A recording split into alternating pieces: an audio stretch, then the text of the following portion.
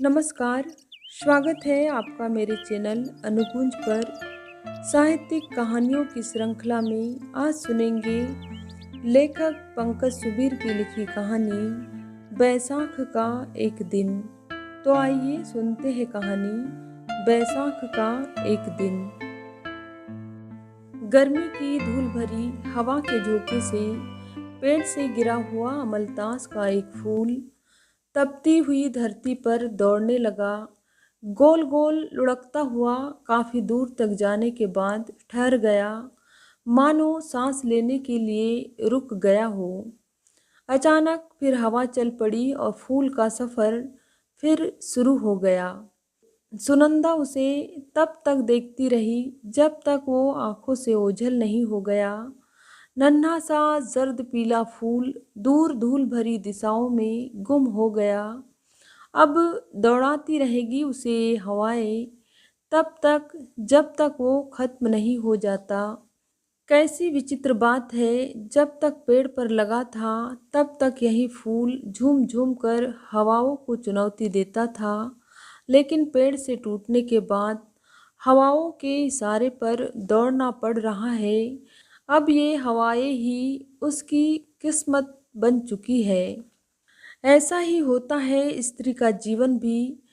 जब तक अपनी साख पर लगी होती है तब तक खूब झूमती है, लेकिन विवाह के समय जब एक बार अपनी साख से टूटती है तो उम्र भर दौड़ती रहती है, पत्नी बनकर, बहू बनकर, माँ बनकर और न जाने कितने रूपों में।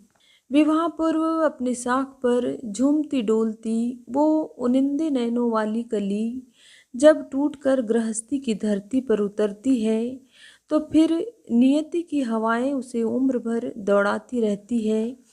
कभी हवाओं के साथ उड़कर अपने बिछड़े हुए पेड़ के पास भी पहुंचती है, उसे गले मिलकर रोती है, अपने पुराने दिन भी याद करती है, पर अपनी साख से फिर नहीं जुड़ पाती, क्योंकि अब उसकी नियति में गृहस्थी की धरती पर दौड़ते रहना ही लिखा गया है।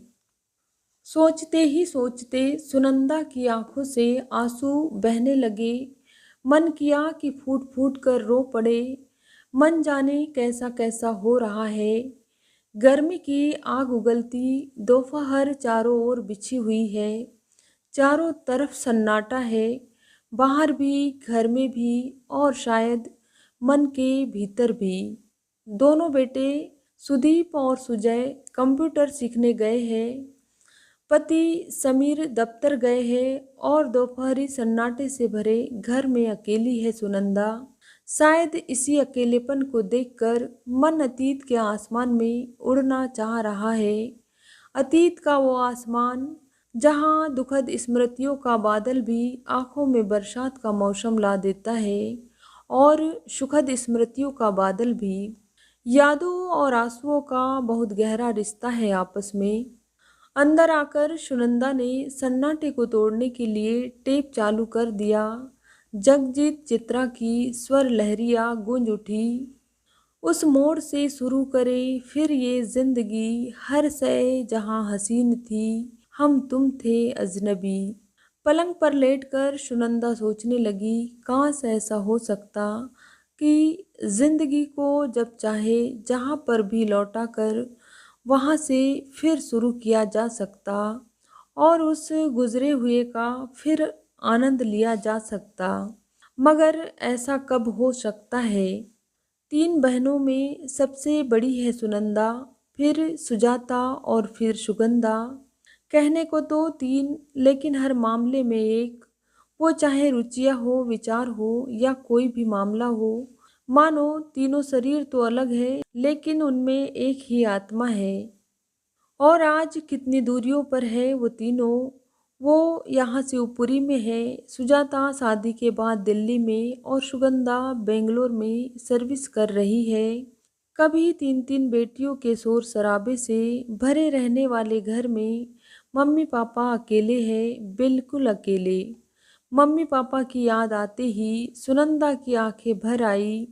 कभी बेटा न होने का जिक्र होने पर पापा कहते थे, मेरी तीनों बेटियां ही मेरे बेटे हैं, मुझे क्या ज़रूरत है बेटों की। मगर आज लगता है कि वो गलत थे। आज का यह अकेलापन शायद उनको नहीं भोगना पड़ता। फोन की घंटी के कर्कश स्वर ने सुनंदा को चौंका दिया। उठकर फोन उठाया तो मम्मी का स्वर सुनाई दिया। हेलो गुड़िया, क्या कर रही थी? गुड़िया सुनंदा का घर का नाम है। कुछ नहीं मम्मी, बस यूं ही लेटी हुई थी। क्या हुआ, तबीयत खराब है क्या? आवाज़ भी तो कैसी हो रही है। मम्मी की चिंता में डूबी हुई आवाज़ आई। यही तो होती है माँ, जो केवल आवाज़ से ही जान लेती है अपनी संतान की मनोदशा। नहीं मम्मी, कुछ नहीं हुआ, बस सो रही थी ना इसलिए। सुनंदा ने बात बनाते हुए कहा। अकेली है क्या?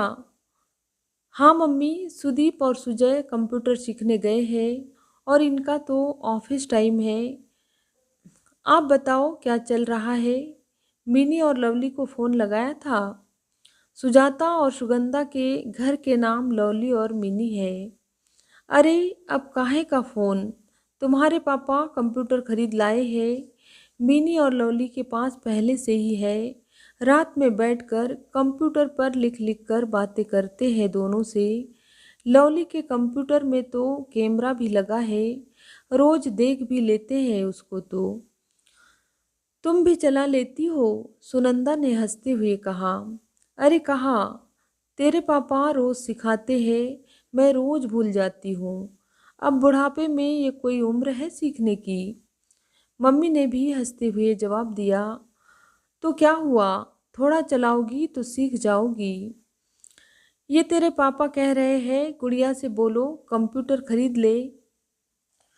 हाँ मम्मी, खरीदना तो है। सुदीप और सुजय को भी चाहिए। देखो कब मुहूर्त निकलता है। अच्छा रखती हूँ, अचानक तेरी याद आ गई थी तो फ़ोन लगा लिया। अच्छा मम्मी, अपना और पापा का ख्याल रखना, सुनंदा ने भीगे हुए स्वर में कहा। तू चिंता मत कर, हम ठीक है। अच्छा रखती हूँ, कहते हुए मम्मी ने फ़ोन रख दिया।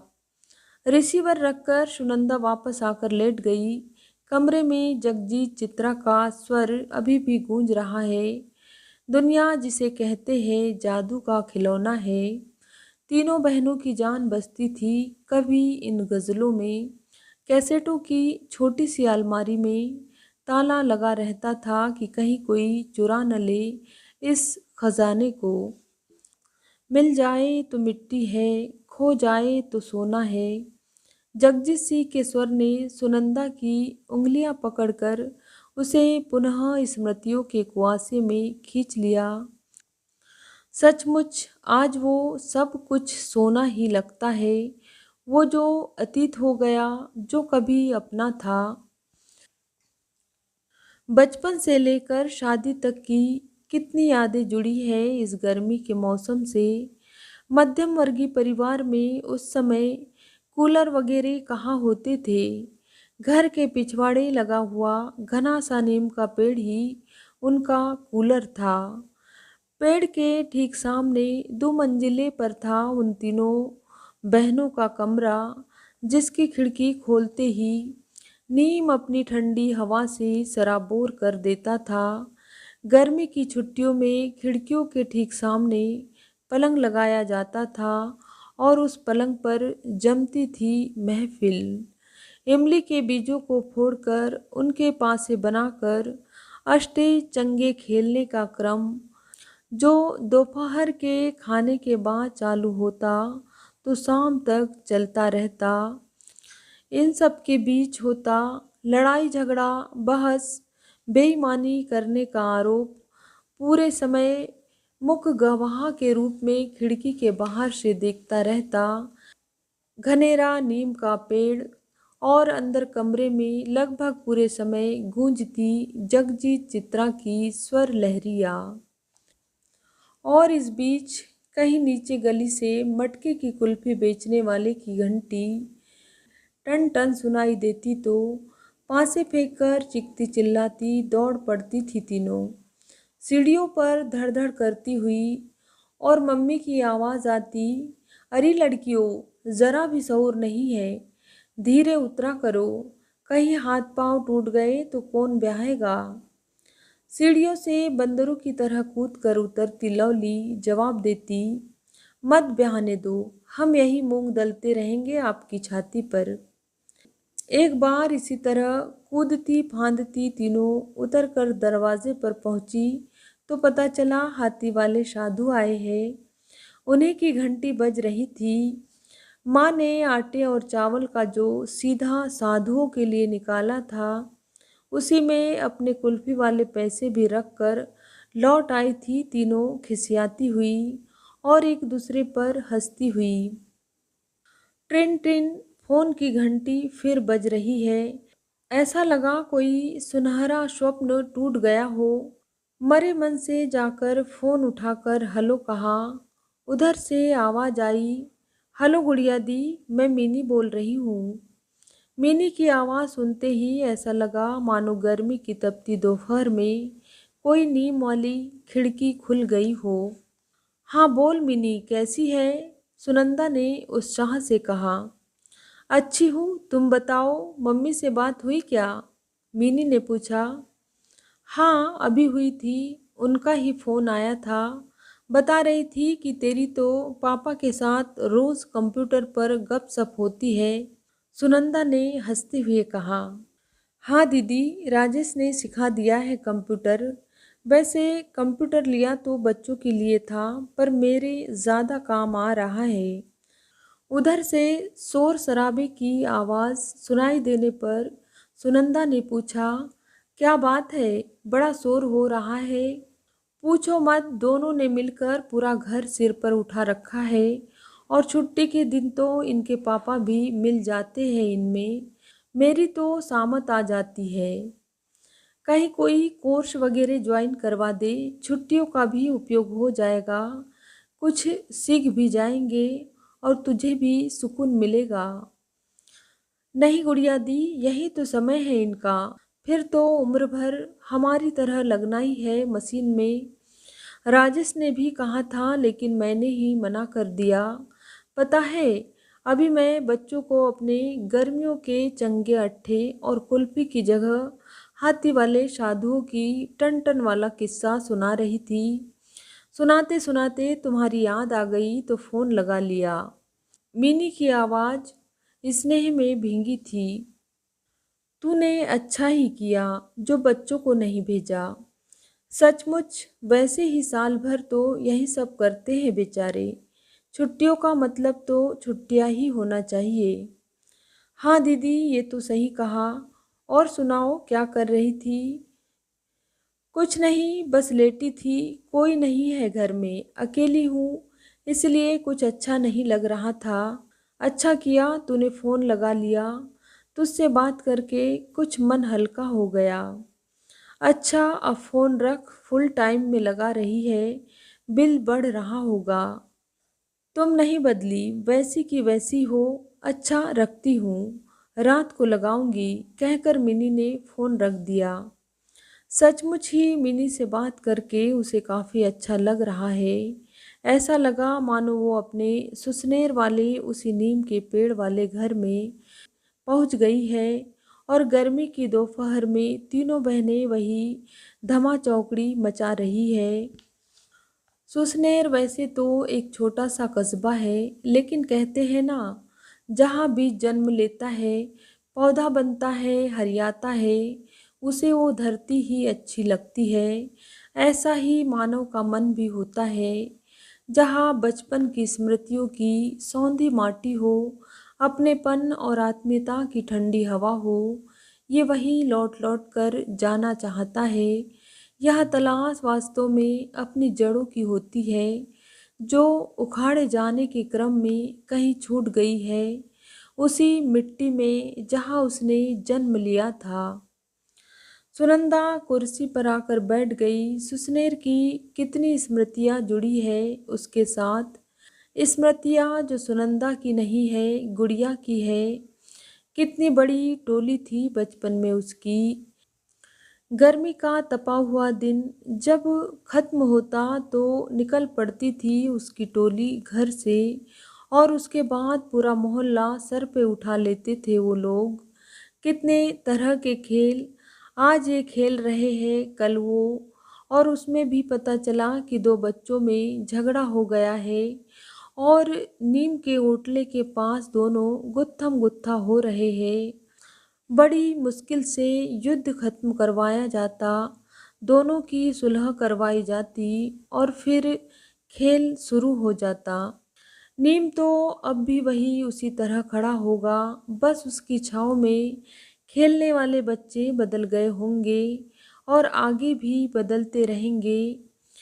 नीम की पक्की निबोलियों को आज कोई और गुड़िया बटोर कर फ्राक की झोली में भर कर ले जा रही होगी अपने घरगुल्ले के खेल में मेहमानों को प्लेट में आम की जगह परोसने के लिए। सुनंदा ने आंखें बंद कर ली और सोने का प्रयास करने लगी। दोपहर में सोने की भी आदत नहीं रही, इसलिए नींद भी नहीं आती।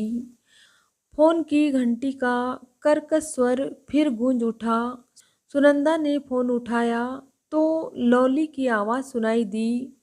दीदी, लॉली बोल रही हूँ, क्या कर रही हो?